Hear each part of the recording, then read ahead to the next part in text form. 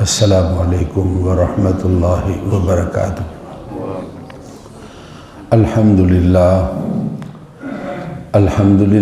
نحمدہ ونستعینہ ونستغفرہ ونعوذ باللہ من شرور انفسنا ومن سیئات اعمالنا، من يهده الله فلا مضل له ومن يضلله فلا هادي له، وأشهد أن لا إله إلا الله وحده لا شريك له، وأشهد أن سيدنا ومولانا محمدا عبده ورسوله، أما بعد فأعوذ بالله من الشيطان الرجيم، بسم الله الرحمن الرحيم، والذين لا يدعون مع الله إلها آخر ولا يقتلون النفس التي حرم الله إلا بالحق ولا يزنون ومن يفعل ذلك يلقى أثاما يضاعف له العذاب يوم القيامة ويخلد فيه مهانا إلا من تاب وآمن وعمل عملا صالحا فأولئك يبدل الله سيئاتهم حسنات وكان الله غفورا رحيما، ومن تاب وعمل صالحا فإنه يتوب إلى الله متابا۔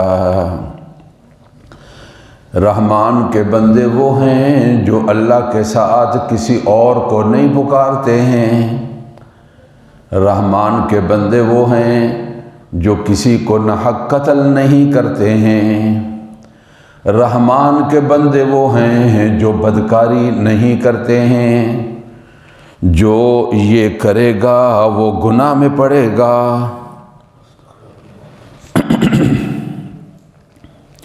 اس کے لیے دگنا عذاب ہوگا قیامت کے دن، اور پڑا رہے گا اس میں ہمیشہ ذلیل ہو کر، مگر جس نے توبہ کی اور ایمان لایا اور اچھے اعمال کیے، پس یہ وہ لوگ ہیں اللہ ان کی برائیوں کو اچھائیوں سے بدل دیں گے۔ اللہ مغفرت فرمانے والے ہیں، رحم فرمانے والے ہیں۔ جو آدمی توبہ کرتا ہے اور اچھے کام کرتا ہے پس وہ اللہ کی طرف رجوع کرنے والا ہے۔ صدق اللہ العظیم وبلغنا رسولہ النبی الکریم۔ واجب صد احترام معزز سامعین، قرآن مجید فرقان حمید کی چند آیات مبارکہ آپ کے سامنے تلاوت کی گئی ہیں۔ سورۃ الفرقان، سورت کا آخری 19ویں پارے کا چوتھا رکوع، اس کی یہ آیات مبارکہ ہیں جن کی تلاوت اور ترجمہ آپ نے سنا ہے۔ تلاوت شدہ آیات مبارکہ میں اللہ رب العزت کی ذات نے جو ان کے بڑے خاص بندے ہیں، جو بڑے پیارے بندے ہیں، جن کو قرآن کے اندر رحمان کے بندے کہا گیا ہے، قرآن مجید نے ان کا تذکرہ کیا ہے اور ان کی اوصاف کو بیان کیا ہے۔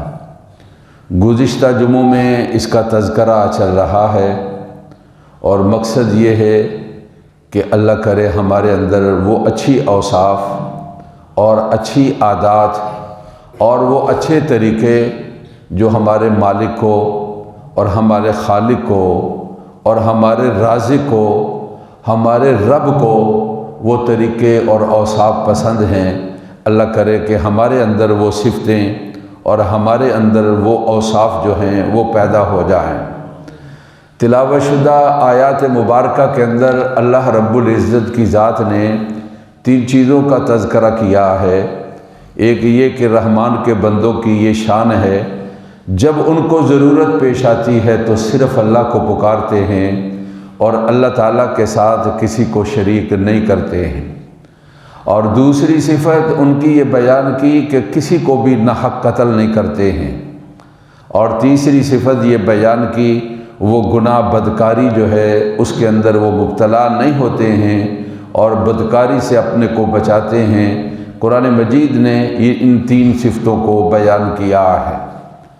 مجھے ان کے بارے میں گزشتہ جمعے کچھ تذکرہ ہوا، میں آج جو تذکرہ کرنا چاہتا ہوں وہ قتل کے بارے کے اندر ہے۔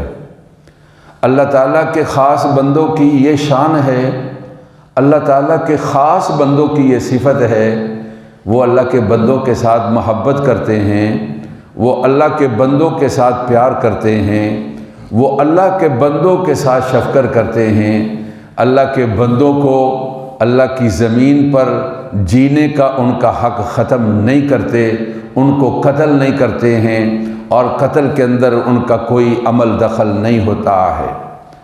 کسی انسان کو قتل کر دینا، اس کا جو خدا نے زمین پر رہنے کا حق ہے اس حق کو ختم کرنا ہے، اور اللہ تعالیٰ کے حکم کی یہ نافرمانی ہے۔ تلاوت شدہ آیات مبارکہ کے اندر قرآن نے یہ نہیں کہا کہ وہ مومن بندوں کو ناحق قتل کرتے ہیں، اس لیے کہ سارے بندے رحمان کے بندے ہیں۔ ولا یقتلون النفس، کسی انسان کو وہ قتل نہیں کرتے ہیں۔ دنیا کے کسی خطے کے اندر کوئی انسان ہو، دنیا کے کسی مذہب کا کوئی انسان ہو، اور دنیا کے کسی رنگ کا کوئی انسان ہو، اور دنیا کی کسی زبان کا کوئی انسان ہو، رحمان کے بندوں کی یہ صفت ہے، ان کے دلوں کے اندر انسانیت کا اس کے بارے میں رحم ہوتا ہے، انسانیت کے بارے میں مہربانی ہوتی ہے، انسانیت کے بارے میں شفقت ہوتی ہے، اور انسانیت کے بارے میں بھلائی ہوتی ہے، اور انسانیت کے بارے میں خیر ہوتی ہے۔ کسی انسان کو وہ ختم کرنا اس کو وہ پسند نہیں کرتے ہیں۔ اللہ رب العزت کی ذات نے ایسے بندوں کو اپنا خاص بندہ، رحمان کا بندہ جو ہے وہ ارشاد فرمایا ہے۔ میں نے کہا ان کا تعلق انسانیت کے ساتھ ہے۔ آج ہمارے ہاں جو قتل و غارت گری ہے اس کو یہی سمجھا جاتا ہے کسی کو گولی مار دینا، کسی کو خنجر مار دینا، کسی کو پتھر مار دینا، کسی کو ڈنڈا مار دینا، اور کسی کو بم مار دینا، اور کسی کے اوپر کوئی ایسا برود ڈال دینا جس کے ساتھ وہ انسان قتل ہو جائے، اس کو ہم قاتل سمجھا جاتا ہے، اور ایسا کرنا اس کو جرم سمجھا جاتا ہے۔ حالانکہ قتل کی اور بھی بہت ساری وجوہات ہیں جن کی طرف ہمارا دھیان نہیں جاتا اور جن کی طرف ہمارا خیال نہیں جاتا ہے، اور حکم یہ ہے کہ ان چیزوں کا بھی خیال رکھنا چاہیے کہ کوئی ایسا عمل خود انسان اس کے بارے میں قتل کا سبب بنے، یعنی اپنے آپ کو قتل کا سبب بنے، یہ بھی حرام ہے، اور کوئی ایسا فعل جو دوسروں کے لیے قتل کا سبب بنے وہ بھی حرام ہے۔ رحمان کے بندے ہر اس چیز سے اپنے کو بچاتے ہیں، کیا؟ جو خود اس اپنے انسان کے لیے انسان کی تباہی کا اور بربادی کا، ہلاکت کا ذریعہ بنتا ہے، وہ اپنے آپ کو اس سے بھی بچاتے ہیں۔ اور ایسے جو اعمال ہیں جو دوسرے انسانوں کو مارنے کا، قتل کرنے کا، ختم کرنے کا اور ان کی زندگی ان سے چھیننے کا ذریعہ بنتے ہیں، وہ ایسے چیزوں سے بھی رحمان کے بندے وہ ہیں، وہ ایسی چیزوں سے بھی اپنے آپ کو بچاتے ہیں۔ یہ اس کے اوپر بڑی ساری مثالیں دی جا سکتی ہیں، اور اس کے بارے میں بہت سارا تذکرہ کیا جا سکتا ہے کہ فلاں فلاں فلاں کام جو ہے وہ انسان کو قتل کرنے کا سبب بنتا ہے، اور وہ انسان جو ایسا کام کرے گا وہ انسان قاتل بن جائے گا۔ میں ایک آپ سے بڑی سادہ سی آپ کے سامنے مثال رکھنا چاہتا ہوں۔ یہ جو ٹریفک کے قوانین بنے ہوئے ہیں کہ یہ دو طرفہ ٹریفک ہے یا ایک طرفہ ٹریفک ہے، یہ ون وے ہے۔ اب اگر کوئی آدمی اس بظاہر یعنی ٹریفک کے قانون کی خلاف ورزی کرتا ہے، لیکن اس کے اندر حادثہ پیش آ جاتا ہے، اور اس حادثے کے اندر کسی انسان کی جان جو ہے وہ ضائع ہو جاتی ہے، تو حکم یہ ہے کہ رحمان کے بندے وہ جان کو بچانے والے ہیں، رحمان کے بندے کسی جان کے ضائع کرنے کا سبب نہیں بنتے ہیں۔ کھوکھر کی میں نا ہمارے ملنے والے ہمارے دوست حافظ ارشد صاحب بڑے عالم تھے اور سکول سے ریٹائر ہوئے۔ یہ ڈیوڑا پھاٹک، یہاں سے وہ باہر نکلے اس طرف آنے کے لیے، اور سامنے سے ایک موٹر سائیکل والا آ رہا تھا، اس نے ان کے ساتھ ٹکر ماری۔ یہ ایسے ڈیوڑے پھاٹک سے ایسے ہی باہر نکلے، وہ ادھر سے زور سے آ رہا تھا اور ٹکر ماری، بیچارے وہیں گرے، اور وہ ان کے لیے وہ ٹکر اور وہ حادثہ ان کے لیے موت کا سبب بنا۔ اب آپ مجھے بتائیں کہ وہ آدمی جو غلط طریقے سے آ رہا تھا، غلط راستے سے آ رہا تھا، وہ آج اگر کوئی گولی مارے کسی کو اور ڈنڈا مارے کسی کو، پتھر مارے کسی کو، ہم اس کو قاتل سمجھتے ہیں۔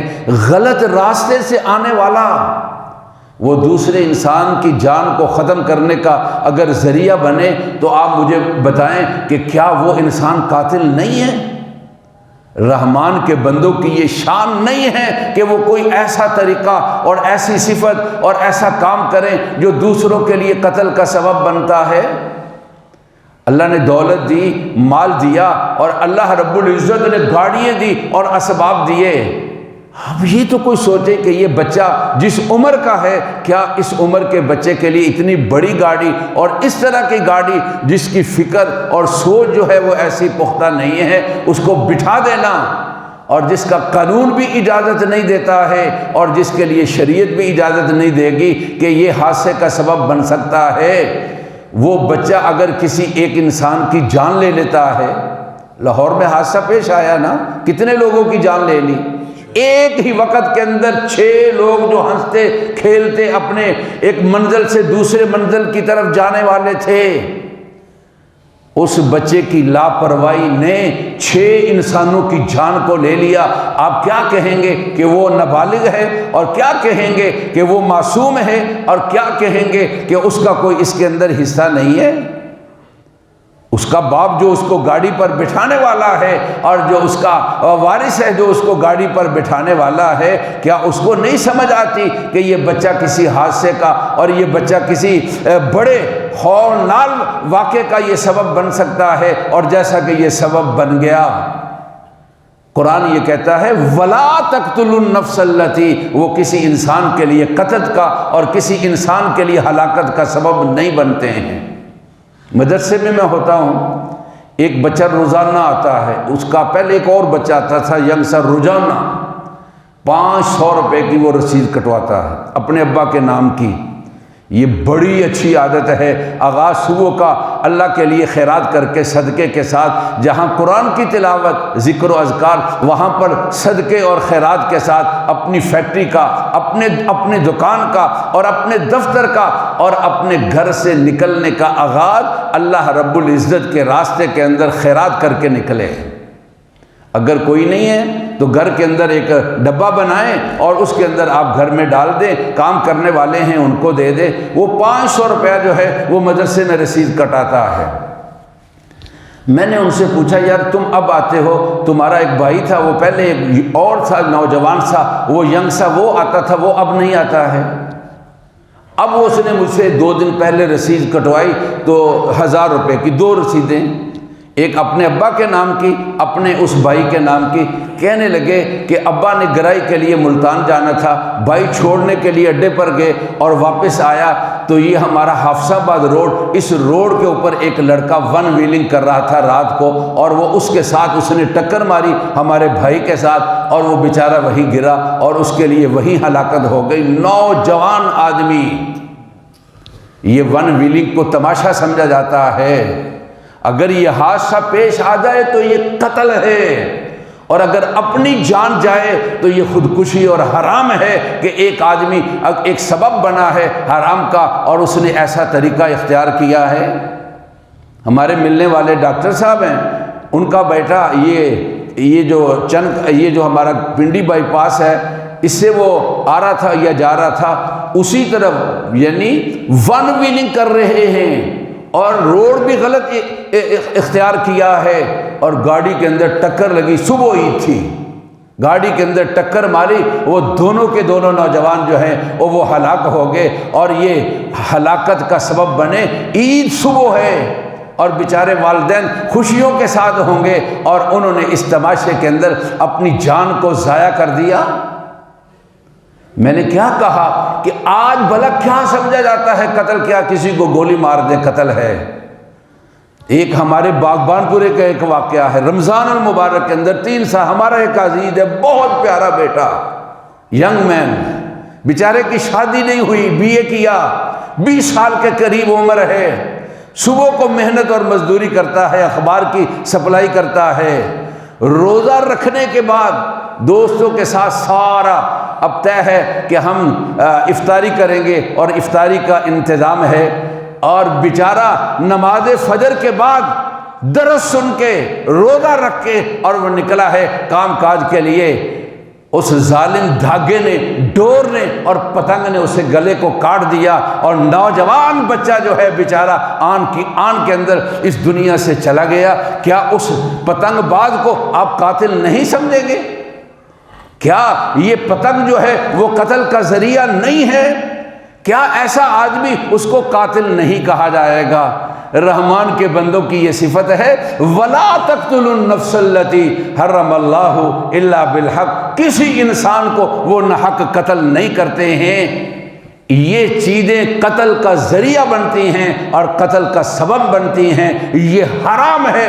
شریعت مطہرہ اس کی اجازت ہرگز اس کی اجازت نہیں دیتی ہے۔ بہت میں نے کہا یہ موضوع ضرورت ہے اس کی۔ 2 واقعہ میرے سامنے قریب آئے تھے، تو مجھے یہ تھا کہ میں نے اس کو بیان کرنا ہے، اور اس کی بڑی اہم ضرورت ہے، اور اس کے لیے واقعہ کو اس کو بیان کرنا چاہیے۔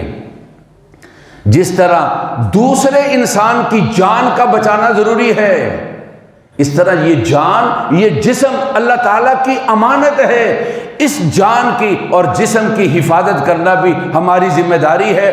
جو آدمی اس کے ساتھ اس کی حفاظت نہیں کرے گا یہ زیادتی کرے گا، اور اگر کوئی وقوع ہوتا ہے تو گویا کہ یہ خود اپنی جان کا قاتل بن جائے گا۔ ان میں سے ایک وجہ یہ بھی ہے کہ بس کھایا اور سو گئے۔ زندگی کیا ہے؟ کھایا اور سو گئے، بس دکان ہے، کھایا اور پیا، اپنے اس جسم کا کوئی حق نہیں ہے۔ یار جو مشین ہے نا، اگر اس کو بھی حرکت نہ دی جائے تو وہ جام ہو جاتی ہے۔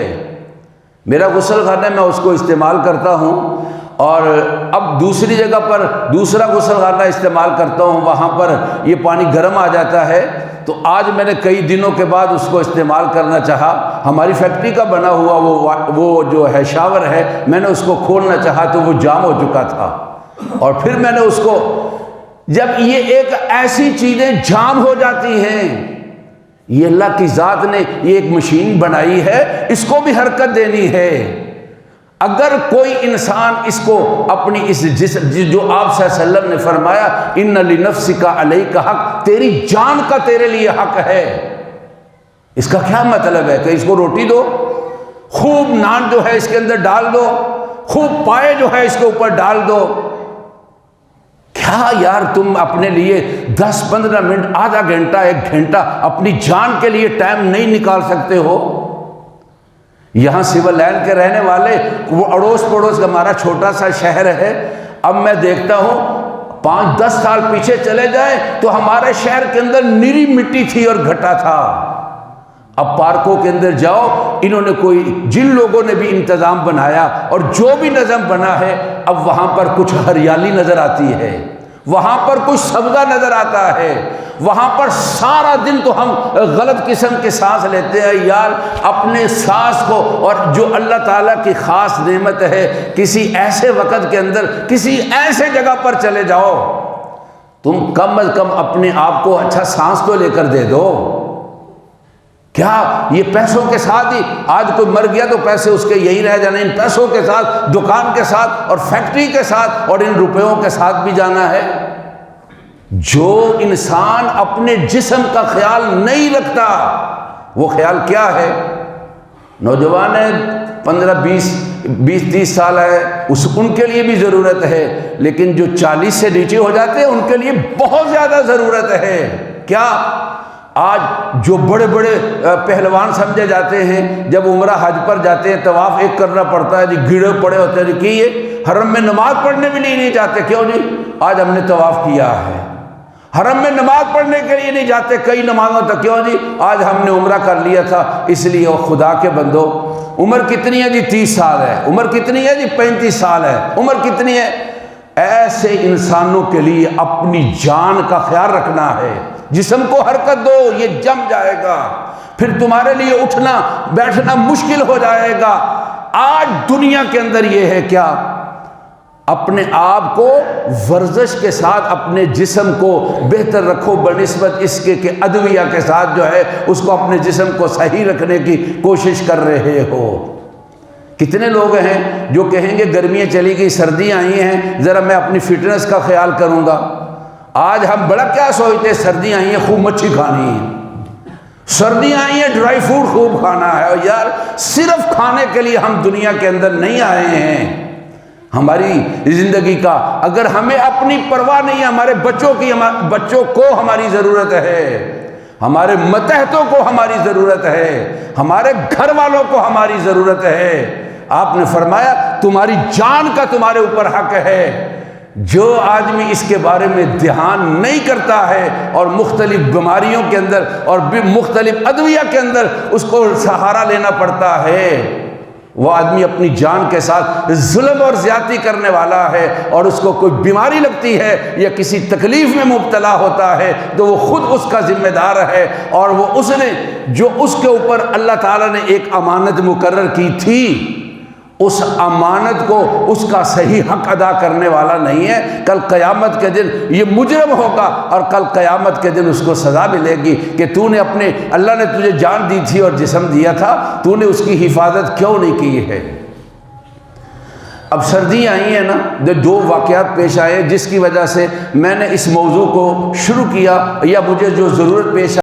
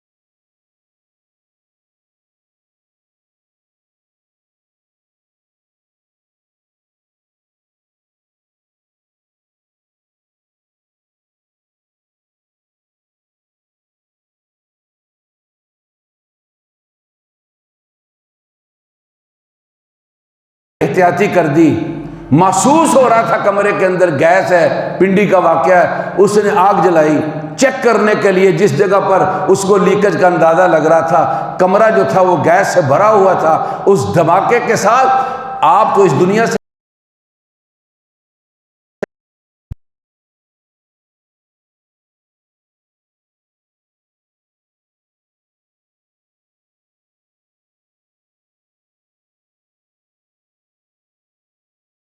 اس کا نام اور بھی کچھ دے سکتے تھے، لیکن ہم بڑا محتاط لفظ بولتے ہیں کیا کہ یہ بے احتیاطی ہو گئی۔ ہمارے ملنے والے ہیں، کل میں سفر پر تھا تو ان کا فون آیا، وہ یہ یہاں گوندلا والے میں رہتے ہیں، الیاس صاحب ان کا نام ہے۔ ان کے گھر میں بھی میں گیا ہوں، ایک دفعہ وہاں جنازہ تھا تو مجھے جانا ہوا۔ یہاں ارین والی گلی میں کسی گڈائی وغیرہ کا کام کرتے ہیں۔ کہنے لگے کہ میرے بچے کا کچھ عدت کے بارے میں انتقال ہو گیا، تو میں عدت کے بارے میں کچھ مسائل پوچھنا چاہتا ہوں، اپنی بہو کے بارے میں، یعنی بیٹے کی بیوی کے بارے میں مسائل میں نے بتائے۔ تو میں نے پوچھا کہ وقوع کیا ہوا؟ کہنے لگے کہ وہ بجلی کا کام کرتا ہے اور کوئی ٹھیک کر رہا تھا اور سیڑھی کے اوپر چڑھا ہوا تھا اور اس کا درست کر رہا تھا۔ اس نے کسی کو کہہ دیا تھا یا سمجھا تھا کہ پیچھے سے لائٹ بند ہے، لیکن لائٹ جاری تھی، جیسے ہی اس نے تار کو ہاتھ لگایا اور کرنٹ پڑی اور اس کی ایک جھٹکے کے اندر وہ اوپر سے نیچے گرا اور وہی آن کی آن کے اندر اس دنیا سے چلا گیا ہے۔ میرے بھائیوں، یہ جان اللہ رب العزت نے دی ہے، اس کی حفاظت کرنی ہے۔ کوئی ایسا کام جو اپنے لیے ہلاکت کا سبب بنتا ہو اور کوئی ایسا کام جو دوسروں کے لیے ہلاکت کا سبب بنتا ہو، ہمیں اس کام سے بچنا چاہیے۔ مائیں اور بہنیں، ان کو خاص طور پر تربیت کی ضرورت ہے۔ یہ سینٹری کے متعلقہ ہمارے دوست ہیں، اس کو سینٹری والے سارے ہی ان کو جانتے ہیں۔ وہاں پر کچا امن آباد روڈ پر ان کی دکان ہے، تو بچھڑے نوجوان ہیں، ان کا ایک بچہ، چھوٹا سا بچہ، یہ جے مغولیہ کے اندر رہتے ہیں، وہ ہلاک ہو گیا۔ ہم تعزیت کے لیے گئے، پتہ چلا کہ اس کا وقوع کیا ہوا ہے۔ نیچے بھائی رہتا ہے، اوپر یہ رہتے ہیں، دو بھائی، ایک نیچے اور اوپر رہتا ہے۔ کہتے ہیں میں جب 9-10 بجے جس وقت کام کے لیے نکلتے میں نکلا تو ظاہر ہے بچہ بھی چاہتا ہے کہ ابا کے ساتھ اس کا تعلق ہوتا ہے، تو وہ بھی ساتھ آیا اور رو رہا تھا۔ اہلیہ کام لگی ہوئی تھی اور میں نکل گیا اور وہ اوپر کھڑا ہوا تھا، اور پھر اس کے بعد جو ہے وہ اس کے رونے کی اور چیخنے کی آواز والدہ کو آئی، اور وہ یہ سمجھتی رہی کہ وہ نیچے ہے، اور اس وجہ سے کہ وہ اپنا ابو گیا ہے اور رو رہا ہے، اور نیچے سے تائی اماں یہ سمجھتی ہیں اوپر ہے۔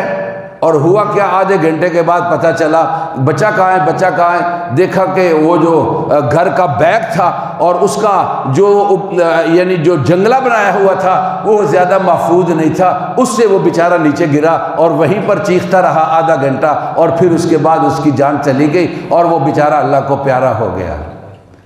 کیا یہ چیز کل پوچھ نہیں ہوگی کہ ایک چیز تمہارے اوپر امانت تھی، تم نے اس کی کتنی حفاظت کی ہے؟ 2 وقت کا کھانا کرتے ہو، 1 وقت کا کھانا کر دو۔ اگر تمہارے گھر کے اندر سیفٹی نہیں ہے، سیڑھیاں جو ہیں ان کے ساتھ جنگلہ نہیں ہے، اور کسی وقت بھی کوئی حادثہ پیش آ سکتا ہے اور بچہ جو ہے وہ گر سکتا ہے، بڑا گر سکتا ہے، اپنے پیٹ کو، اپنے کھانے کو کم کر لو اور اپنی سیفٹی کا اور حفاظت کا پہلے انتظام کرو۔ یہ شریعت کا حکم ہے۔ سیفٹی اور حفاظت رسول کریم صلی اللہ علیہ وسلم نے ان کے بارے میں بڑی ہدایت، اسلام کا حکم ہے کیا؟ جس چھت کے اوپر دیوار نہیں ہے اس چھت کے اوپر سونے کی اجازت نہیں ہے رات کو۔ کہیں ایسا نہ ہو کہ آدمی اٹھے اور بے احتیاطی میں بجائے سیڑھیوں کے آنے کے چھت سے نیچے گر جائے۔